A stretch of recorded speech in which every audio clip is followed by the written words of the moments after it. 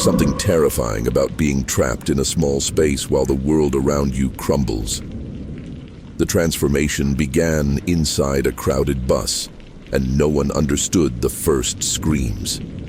Marcus Thompson never imagined his final journey as a man would be on noisy public transport, surrounded by strangers who would never understand the horror that was about to unfold before their eyes. The bus, Route 42, wound through the streets of Portland like a metallic serpent, carrying in its belly more than 50 people returning home after another exhausting day of work. The air conditioning had been broken for weeks, and the stifling heat mingled with the odor of sweat, cheap perfume, and fast food. Marcus occupied a seat near the center of the vehicle, his hands trembling imperceptibly as he watched the chaotic movement of the city through the fogged-up window. Something was wrong. Very wrong.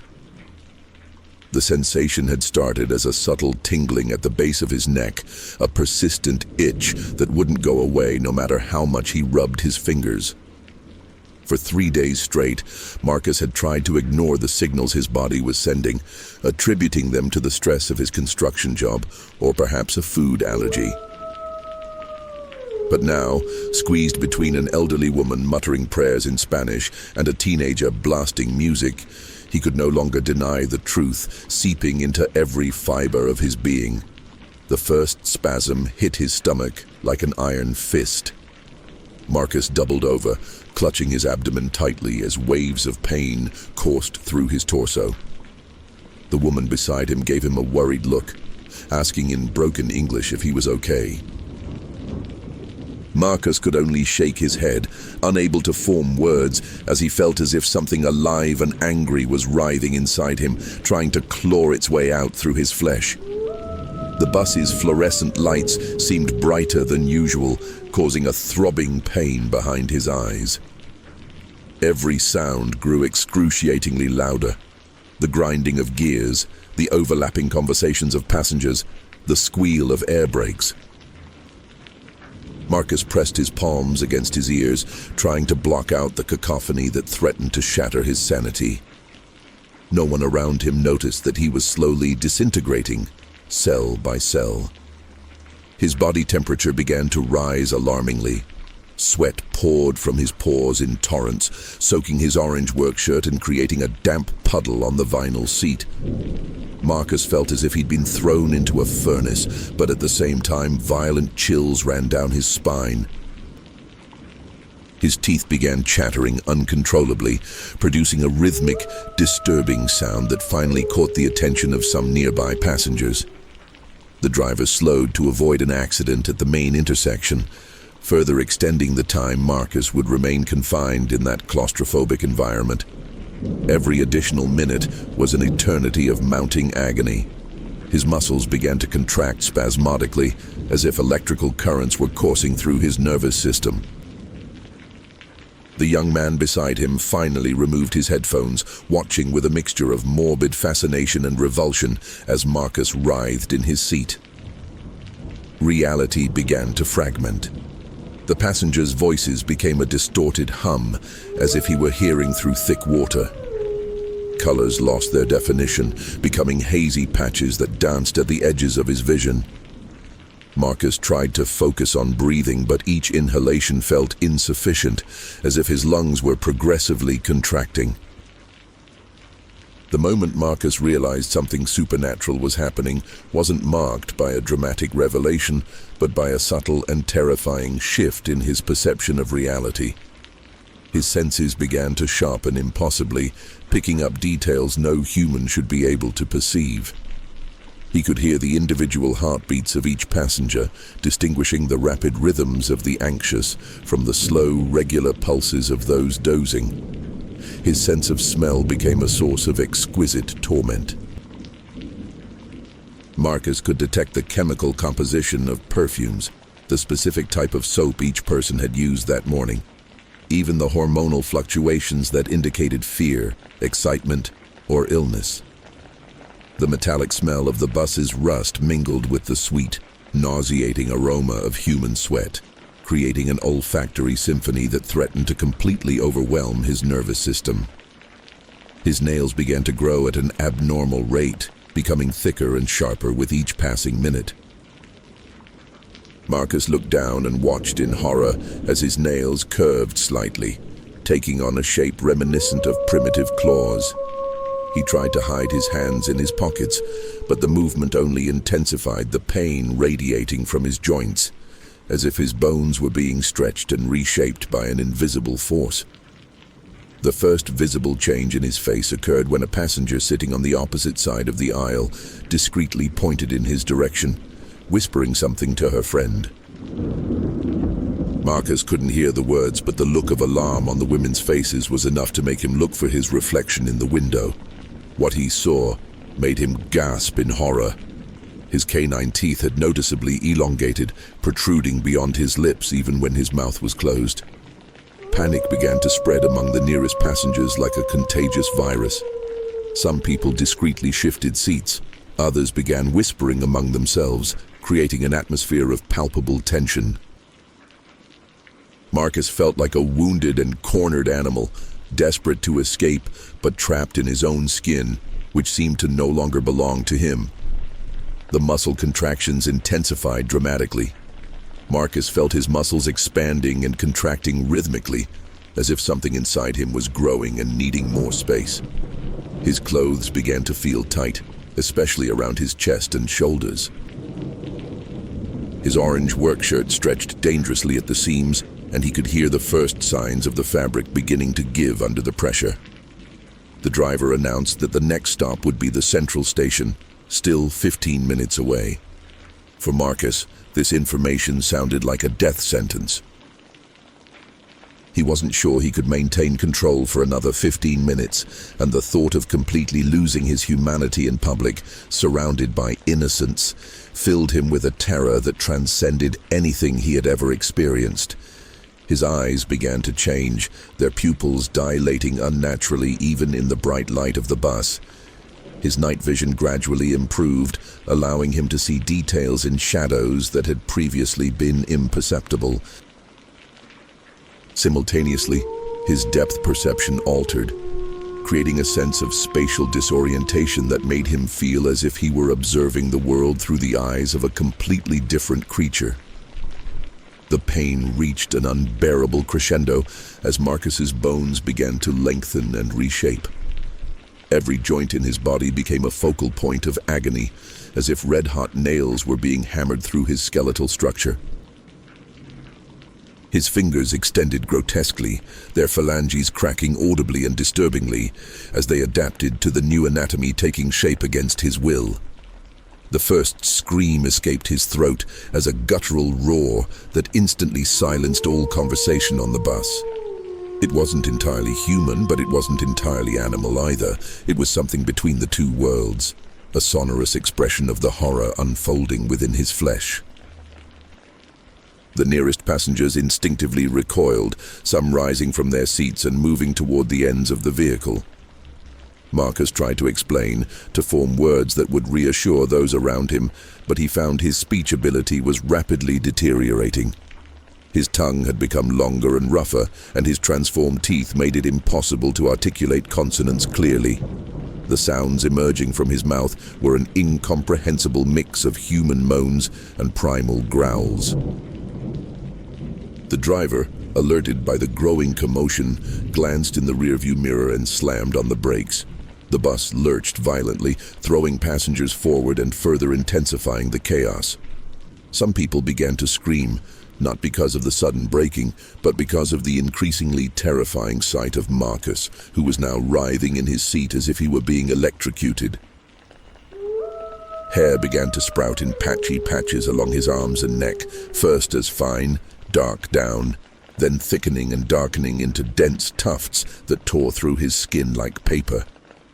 His orange shirt finally gave way, ripping at the seams with a sound like fabric being ripped apart by sharp claws. Fragments of cotton scattered across the bus floor, mixing with drops of blood that oozed from the spots where the hairs pierced his skin. The transformation of his face was perhaps the most disturbing aspect of the entire metamorphosis. His nose began to lengthen and flatten simultaneously, the nostrils expanding as the cartilage reshaped itself into a shape that suggested a rudimentary snout. His eyes, still recognizably human, expressed a mixture of terror and rage that touched something primal and instinctive in the brain of every person who beheld them. A woman at the front of the bus began to pray loudly, her words echoing through the vehicle like a desperate mantra. Other passengers joined her, creating a discordant chorus of religious supplications in multiple languages. Marcus could feel the collective fear as a physical entity, an oppressive weight that added to his own anguish and further accelerated the process of transformation. The teenager who had previously occupied the seat next to Marcus had retreated to the back of the bus, but he continued to film the entire scene with his cell phone. Through his heightened perception, Marcus could hear the barely audible sound of the recording, a cruel reminder that his most intimate humiliation was being captured for digital posterity. His muscles continued to expand, creating a silhouette that was no longer recognizably human. The strength coursing through his transformed body was simultaneously exhilarating and terrifying. Marcus felt he could shatter the metal seat with his bare hands or punch through the bus windows with a single blow. This awareness of his own physical power only intensified his horror, for he knew he was rapidly losing the ability to control it. The critical moment arrived when Marcus completely lost control of his primal instincts. A ravenous, irrational hunger took over his mind, not for food, but for something more fundamental and terrifying. It was a desire to hunt, to pursue, to dominate through brute force. His eyes roamed the interior of the bus, unconsciously cataloging each passenger as potential prey, assessing their speed, physical strength, and escape routes. The child sitting 3 rows ahead caught his attention particularly intensely. Marcus couldn't understand why, but something about the girl's sweet, innocent scent stirred his newly formed instincts in a way that filled him with self-loathing. He fought these impulses with all the humanity remaining in his fragmented consciousness, gripping the armrests so tightly that the metal began to warp under the pressure. The driver, realizing the situation had spiraled out of control, pulled over to the shoulder of the highway and applied the emergency brakes. The bus lurched to a stop, throwing several passengers to the ground, creating even more panic and confusion. People began pushing toward the doors, desperate to escape the vehicle that had become a mobile trap with a predator inside. Marcus tried to get up from his seat, but his legs had lengthened disproportionately, making it difficult to coordinate his movements. When he finally managed to stand, his height had increased considerably, forcing him to hunch over to avoid hitting his head on the bus's roof. His shadow loomed over the terrified passengers like a sinister, oppressive presence. The bus doors opened with a pneumatic hiss, and a stampede of humanity immediately followed. People stumbled over each other in their haste to escape, leaving behind bags, phones, and other personal belongings. Within minutes, Marcus found himself alone in the vehicle except for the driver, who remained barricaded in his cabin, frantically blaring into the radio to request emergency help. The sudden solitude brought a moment of terrifying clarity. Marcus stared at himself in the reflection of the windows and could barely recognize the creature he had become.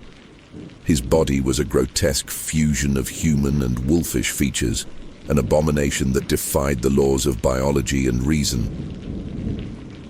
His orange shirt hung in tatters from his muscular torso, and thick hair covered much of his exposed skin. But most disturbing were his eyes, still unmistakably human, filled with awareness and horror at what he had become. Marcus could think, could remember his former life, his family, his dreams and aspirations. This retention of human consciousness made his transformation infinitely more cruel than if he had simply become a wild animal with no memory or understanding. The sound of sirens began to echo in the distance, rapidly approaching. Marcus knew the authorities were arriving, likely armed and certainly clueless about how to handle a situation so completely outside the scope of normal human experience.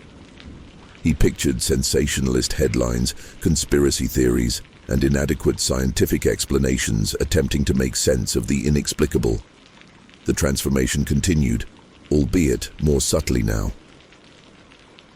His senses remained hypersensitive, picking up the smell of diesel fuel, the distant sound of news helicopters, and the rapid heartbeats of approaching police officers.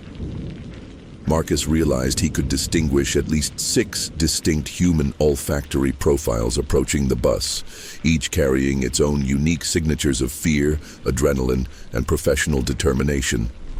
The arrival of security forces transformed the isolated highway scene into a veritable media circus. Police cars, ambulances, and fire trucks surrounded the abandoned bus, creating a perimeter of flashing lights that cut through the growing darkness of dusk. Marcus watched through the tinted windows, his enhanced night vision allowing him to discern every movement of the officers strategically positioned around the vehicle. The first officer to approach carried a megaphone, his amplified voice echoing through the night air with commands that Marcus understood intellectually, but which his transformed body seemed incapable of obeying.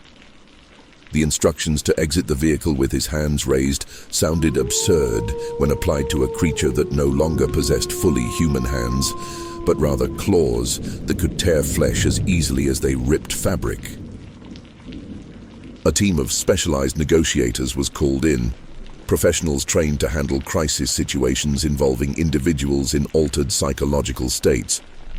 But no training manual had prepared these experts to confront something that completely transcended the known categories of abnormal human behavior. Marcus could hear their conversations through the communications equipment, detecting the growing bewilderment in their voices as they tried to classify the situation. The media arrived in waves, television trucks and reporters positioning themselves behind police barriers. Marcus realized his transformation was being broadcast live to millions of people, transforming his most vulnerable and terrifying moment into public entertainment. The irony was not lost on him. He had spent his entire life as an invisible worker, and now he would become internationally known for the worst possible reasons. Inside the bus, the driver finally emerged from his armored cab, moving cautiously toward the front door. Marcus could sense the man's terror as a physical entity, an acrid aroma mingling with the smell of diesel and heated metal. The driver avoided looking directly at Marcus, keeping his eyes fixed on the exit as he moved with the careful deliberation of someone trying not to awaken a sleeping predator. When the driver finally escaped the vehicle, Marcus found himself in complete isolation. The silence inside the bus was oppressive, interrupted only by the distant murmur of external activity and the internal sounds of his own body undergoing continuous metamorphosis. He could hear the blood flowing through his transformed veins, the movement of muscles and tendons adapting to the new body structure, even the microscopic growth of hair that continued to emerge from his skin. The hunger he had previously experienced had evolved into something more complex and disturbing. It wasn't just a physical desire for flesh, but a psychological need to assert dominance through violence. Marcus fought these urges with the last of his humanity, but he could feel that resistance gradually slipping away, like sand slipping through his transformed fingers. Authorities began to debate the best approach to the situation. Marcus could discern different philosophies being proposed through the discussions that reached his keen ears. Some advocated a cautious and diplomatic approach. Others argued for the need for immediate and potentially lethal intervention. The word threat was repeated with increasing frequency, and Marcus realized he was gradually being reclassified from victim to public danger. A military helicopter appeared on the horizon, its distinctive rotor noise cutting through the air like an ominous promise. Marcus realized his situation had escalated beyond the capabilities of civilian authorities, entering the realm of national security protocols for threats of unknown nature. The final decision came when Marcus realized there was no return to his original human form. The transformation had reached a point of irreversibility, and the creature he had become possessed needs and drives that simply could not coexist peacefully with human civilization. This realization brought a terrifying clarity.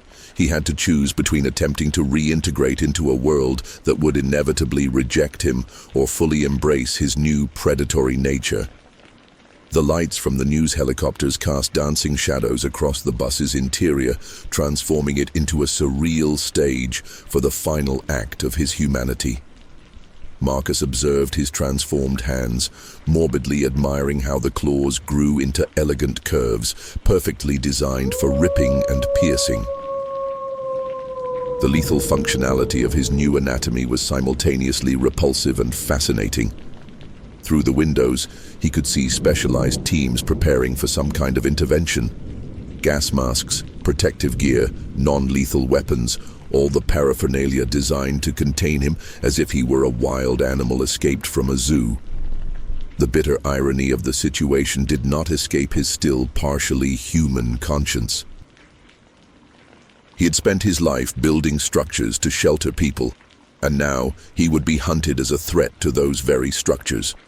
The first tranquilizer dart shot hit the side of the bus, piercing the metal with a distinctive metallic sound.